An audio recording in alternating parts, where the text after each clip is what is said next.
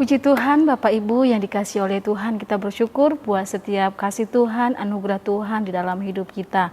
Puji Tuhan, saat hari ini kita akan kembali belajar kebenaran firman Tuhan yang saya beri tema tunduk pada Tuhan. Kita buka kitab kita di dalam Yeremia pasal yang ke-27, Yeremia 27 di ayat yang ke-12 sampai dengan ayat yang ke-15. Firman Tuhan, kepada Sedekia Raja Yehuda, aku telah berbicara dengan cara yang sama, kataku, taruhlah tengkukmu ke bawahku, Raja negeri Babel.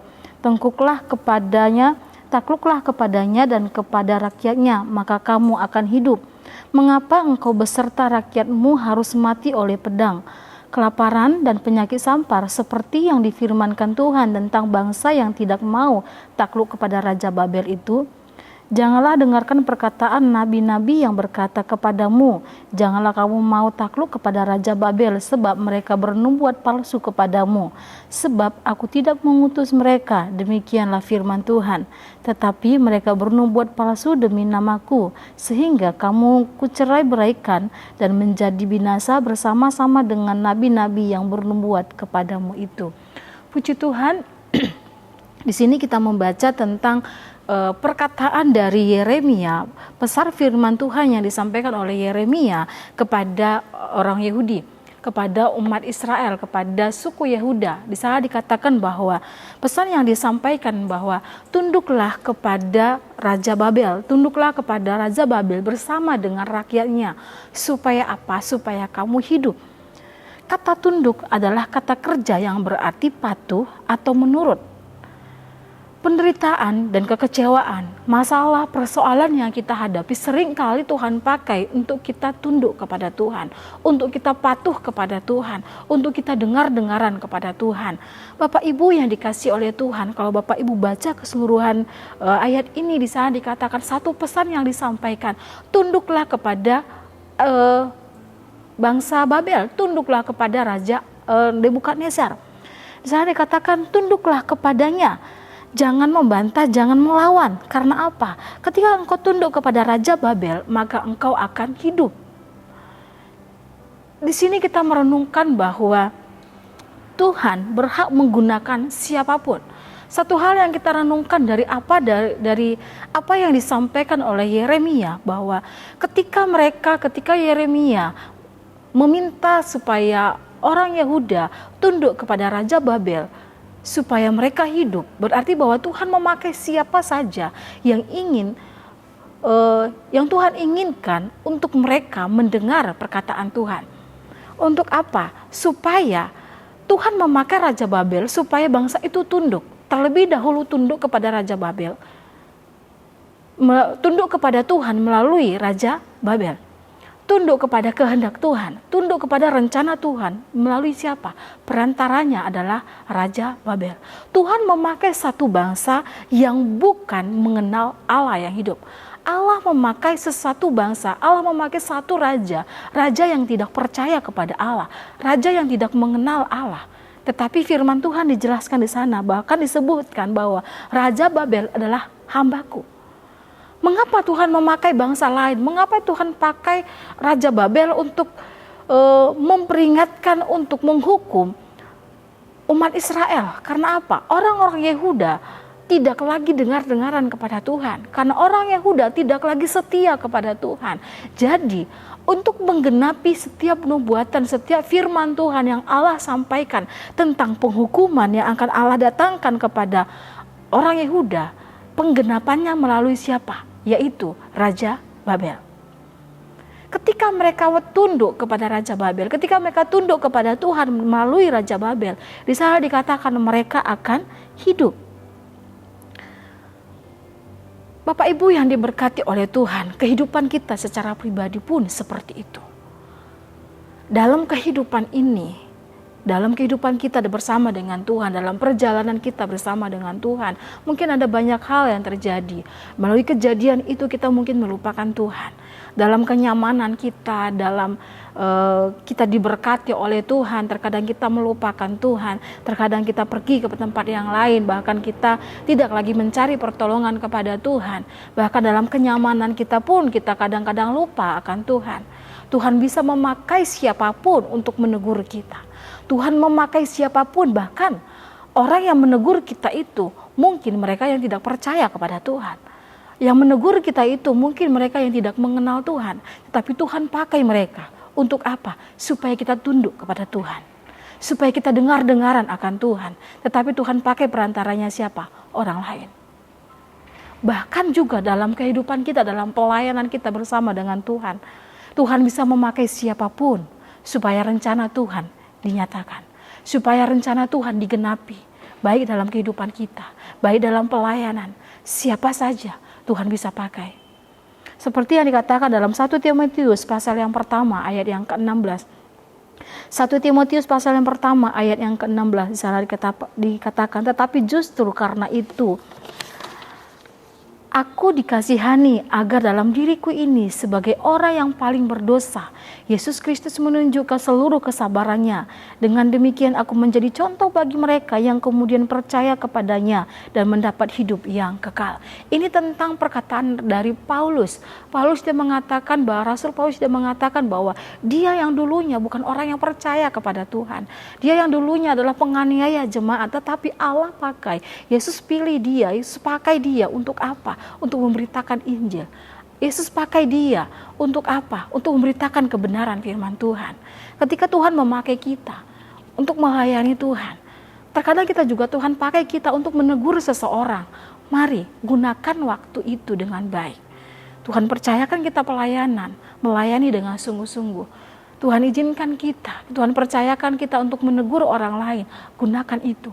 Dan ketika juga orang lain Tuhan izinkan untuk menegur kita, terima dengan sukacita. Tunduk kepada Tuhan, tunduk kepada kehendak Tuhan, kepada rencana Tuhan dalam setiap kehidupan kita. Bagaimana seharusnya respon kita? Respon sebagai anak-anak Tuhan ketika kita ditegur oleh kebenaran firman Tuhan, ketika kita ditegur oleh orang lain. Respon kita yaitu terima. Di ayat yang ke-15 di sana dikatakan, sebab aku tidak mengutus mereka, demikianlah firman Tuhan, tetapi mereka bernubuat palsu demi namaku, sehingga kamu kucerai-beraikan dan menjadi binasa bersama-sama dengan nabi-nabi yang bernubuat kepadamu. Bapak Ibu yang diberkati oleh Tuhan, ketika kita ditegur atau diingatkan oleh firman Tuhan atau diingatkan oleh orang-orang lain kepada kita, oleh keluarga mungkin, oleh rekan sekerja kita, respon kita sebagai anak Tuhan, terima dengan baik. Terima itu adalah sebagai ucapan syukur kita. Kita bersyukur kita masih ditegur. Kita bersyukur kita masih diingatkan. Di sini dikatakan Raja Yehuda lebih memilih mendengarkan perkataan dari nabi-nabi palsu. Karena nabi-nabi palsu itu menceritakan, dia menyampaikan tentang hal-hal yang baik-baik saja. Dia mengatakan bahwa mereka akan menang. Mereka mengatakan bahwa mereka akan mengalami kemenangan. Mereka tidak akan ditawan. Bahkan saat dikatakan Raja Babel akan kalah. Tetapi firman Tuhan yang datang kepada Yeremia dijelaskan di sana, tunduklah kepada Raja Babel. Sedangkan perkataan nabi palsu itu dia berkata bahwa lawanlah Raja Babel. Seringkali kita lebih suka mendengarkan firman Tuhan yang enak untuk didengar, yang manis untuk didengar. Tetapi kadang firman Tuhan itu juga datang sebagai teguran. Firman Tuhan itu datang kepada kita, kadang itu tegurannya sangat pahit. Atau mungkin dalam bentuk nasihat. Seperti dalam 2 Timotius pasal yang ketiga ayat yang ke-16 yang dikatakan, segala tulisan yang diilhamkan Allah memang bermanfaat untuk mengajar, untuk menyatakan kesalahan, untuk memperbaiki kelakuan, dan untuk mendidik orang dalam kebenaran. Firman Tuhan yang kita dengar ketika kita taat kepada Tuhan, terima firman Tuhan itu dengan sukacita. Terima firman Tuhan itu dengan ucapan syukur, baik dia teguran, baik dia bentuk nasihat, baik itu dalam janji-janji Tuhan. Terima dengan baik. Karena apa? Setiap firman Tuhan itu, ketika kita salah, kita diingatkan, kita dinasehati. Melalui siapa? Kebenaran firman Tuhan. Tunduk kepada Tuhan itu jauh lebih baik daripada melawan kebenaran firman Tuhan. Taat akan Tuhan, tunduk akan kebenaran firman Tuhan, mengikuti peraturannya Tuhan itu jauh lebih baik. Sekalipun itu tidak mengenakkan di dalam daging kita. Sekalipun itu bertentangan dengan kemauan kita. Sekalipun itu bertentangan dengan keinginan hati kita. Tetapi taat akan Tuhan, tunduk kepada Tuhan, itu jauh lebih baik daripada kita melawan kehendak Tuhan. Itu jauh lebih menyakitkan. Karena setiap teguran Tuhan itu ada kasih Tuhan di dalamnya. Allah meminta mereka untuk tunduk kepada Raja Babel. Karena apa? Supaya kamu hidup. Sekalipun mereka dibuang ke tanah Babel, tapi di sana pun Allah pelihara mereka. Daripada mereka melawan dan hidup dalam kemiskinan di Yerusalem, hidup dalam kelaparan di Yerusalem, daripada mereka membiarkan diri mereka untuk ditawan, untuk dibawa, untuk tunduk kepada Raja Babel, karena Allah akan memelihara mereka dimanapun mereka berada. Dalam kehidupan kita pun seperti itu. Tunduk akan Tuhan, taat akan Tuhan itu jauh lebih baik. Karena ada kasih Tuhan di dalamnya. Dalam setiap kondisi keadaan kita, Tuhan tetap pelihara, Tuhan tetap jaga dalam hidup kita. Yang kedua, terima. Dan yang kedua adalah taat akan firman Tuhan. Ketaatan adalah harga mutlak yang harus kita lakukan dalam kehidupan kita. Taat akan kebenaran firman Tuhan. Mazmur 25 ayat yang ke-8 di sana dikatakan, Tuhan itu baik dan benar, sebab itu Ia menunjukkan jalan kepada orang yang sesat. Taat akan Tuhan. Karena apa? Setiap jalan, setiap firman yang datang kepada kita, itu akan membawa kita semakin dekat dengan Tuhan. Selalu kepada jalan kebenaran, selalu kepada jalan yang baik. Tidak pernah Tuhan menegur kita karena menginginkan kebinasaan daripada kita. Tetapi ketika Tuhan menegur kita, berarti Tuhan sayang kepada kita. Respon kita adalah terima dan taati kebenaran firman Tuhan. Lakukan kebenaran firman Tuhan di dalam seluruh kehidupan kita. Seperti Yakobus pasal 4 ayat yang ke-7. Di sana dikatakan, Yakobus pasal yang ke-4 ayat yang ke-7 sampai 8a, di sana firman Tuhan, karena itu tunduklah kepada Allah dan lawanlah iblis, maka ia akan lari daripadamu. Mendekatlah kepada Allah dan ia akan mendekat kepadamu. Firman Tuhan di sana dikatakan, tunduklah kepada Allah dan mendekatlah kepada Allah. Melalui itu semuanya, masalah apapun yang kita alami, ketika kita tunduk kepada Tuhan, Tuhan memberikan, Tuhan menunjukkan jalan yang terbaik di dalam setiap kehidupan kita.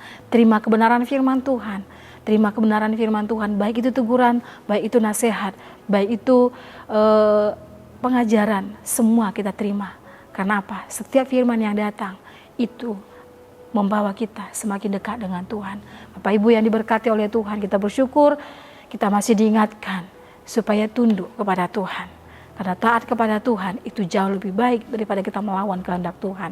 Ketika kita tunduk kepada Tuhan, tunduk kepada rencana Tuhan, sekalipun tidak mengenakan dalam hati kita, sekalipun itu tidak mengenakan dalam daging kita, tapi selalu akan mendatangkan kebaikan. Puji Tuhan, Tuhan Yesus memberkati kehidupan kita. Terima kasih buat Bapak Ibu, saudara-saudari sekalian yang sudah mengikuti Renungan 79. Kiranya dapat menjadi berkat bagi kita semua. Bapak Ibu, saudara-saudari yang ingin didoakan untuk pokok doa tertentu, menceritakan kesaksian baik mujizat kesembuhan, pemulihan masalah, keluarga, dan lain-lain. Bapak Ibu dapat chat WhatsApp ke nomor berikut 081327420088. Puji Tuhan, Tuhan Yesus memberkati. Kita berdoa. Terima kasih Bapa, terima kasih Roh Kudus buat setiap kasih-Mu, buat kebenaran firman Tuhan yang boleh kami dengar pada saat hari ini. Biarlah firman-Mu boleh kami lakukan sepanjang hari ini. Kami taat akan kehendak Tuhan, tunduk akan kebenaran-Mu, dan biarlah Tuhan setiap kami boleh melakukannya sesuai dengan kehendak-Mu. Roh Kudus, berikan kami kemampuan, Roh Kudus berikan kami kesanggupan untuk hidup seturut dengan kebenaran firman Tuhan. Terima kasih Tuhan, terima kasih Bapa.